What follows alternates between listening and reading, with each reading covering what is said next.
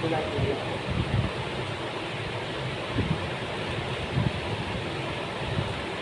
لله وحده والصلاة والسلام على من لا نبي بعده. أما بعد فأعوذ بالله من الشيطان الرجيم. بسم الله الرحمن الرحيم.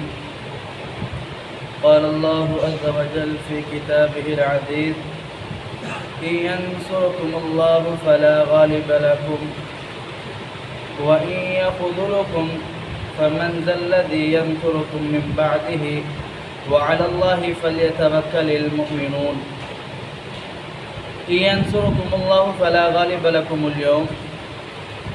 اللہ رب العالمین اگر آپ کی مدد کرے تو پھر کوئی آپ کو مغلوب نہیں کر سکتا، کوئی آپ کے اوپر غالب نہیں آ سکتا. وَإِن يَخْذُلُكُمْ، اگر اللہ رب العالمین آپ کی مدد کرنا چھوڑ دے، فَمَنْ ذَا الَّذِي، تو کون ہے ایسا، يَنْصُرُكُمْ، جو آپ کی مدد کرے، مِن بَعْدِهِ، اللہ کی مدد کرنے کے بعد. وَعَلَى اللَّهِ فَلْيَتَوَكَّلِ الْمُؤْمِنِينَ، اور اللہ پر توکل کرنا، بھروسہ کرنا، مومنین اللہ پر توکل اور بھروسہ کرے. اللہ رب العالمین صحابہ کرام سے یہ فرما رہے ہیں کہ اے میرے صحابہ، اگر رب تعالیٰ چاہے تو کوئی شخص اللہ رب العالمین کی مشیت کے بغیر مغلوب نہیں ہو سکتا، اور اللہ رب العالمین چاہے تو کوئی گروہ، کوئی جماعت اللہ رب العالمین کی مشیت کے بغیر غالب نہیں آ سکتی. اس کی بہترین نظیر مثال ملتی ہے غزوہ بدر اور غزوہ احد کے اندر. غزوہ بدر کے اندر صحابہ کرام چند ایک تھے جن کی تعداد 313، 14 یا 15 کی آتی ہے، اور یہ جنگ کی غرض سے بھی نہیں نکلے تھے.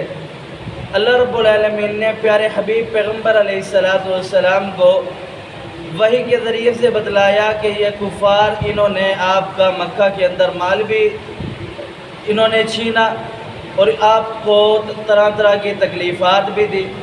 اب یہ ان کا قافلہ ایک گزر رہا ہے مدینہ کے راستے سے، آپ ان قافلے کو روکیں.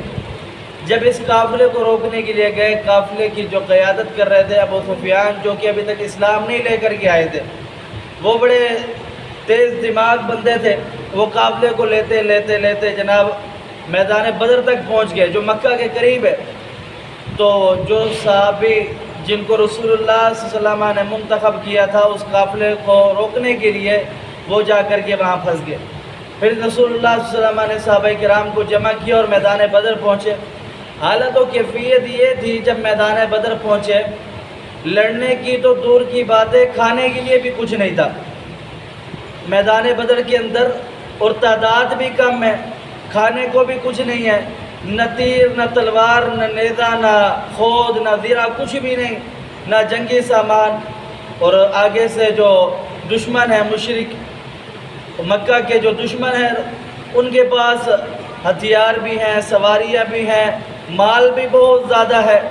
لیکن اس کے باوجود اللہ رب العالمین نے ان کو ایسی شکست دی کہ ابو جہل اپنی چپل لے کر کے بھاگ رہا تھا. ایسی شکست. اللہ رب العالمین فرماتے ہیں إِن يَنْصُرْكُمُ اللَّهُ فَلَا غَالِبَ لَكُمُ الْيَوْمَ، اگر اللہ رب العالمین تمہیں غالب کرنا چاہے تو پھر کوئی تمہیں مغلوب نہیں کر سکتا. تو اس کا مطلب یہ ہے، فرمایا وَإِن يَخْذُلُكُمْ فَمَنْ ذَا الَّذِي يَنْصُرُكُمْ مِنْ بَعْدِهِ، اگر اللہ رب العالمین تمہیں مغلوب کرنا چاہے، تمہارے سے ہاتھ پیچھے اٹھا لے، تو پھر کون ہے جو آپ کی مدد کرے گا. دیکھیں غزوہ احد کا واقعہ، اللہ کے رسول پاک پیغمبر علیہ السلام نے ایک درے پر 50 صحابہ کرام کو مقرر فرمایا. مسلمان جنگ جیت چکے تھے اور وہ صحابہ کرام وہاں سے اترنے پر اللہ رب العالمین ناراض ہوئے اور اللہ رب العالمین نے ہاتھ اٹھایا.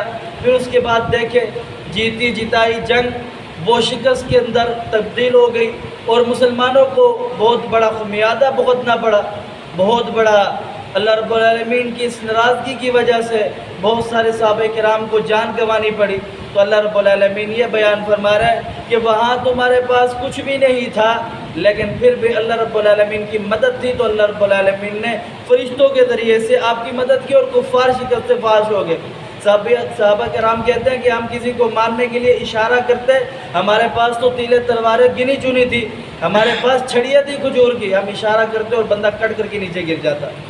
اللہ رب العالمین نے فرشتوں کے ذریعے سے مدد فرما دی۔ وَإِن يَنصُرْكُمُ اللَّهُ، اللہ فرماتا ہے کہ میں مدد کروں فَلَا غَالِبَ لَكُمْ، پھر کون ہے جو آپ کو مغلوب کرے، اور پھر جب میں ہاتھ اٹھا لوں پھر کون ہے آپ کی مدد کرے۔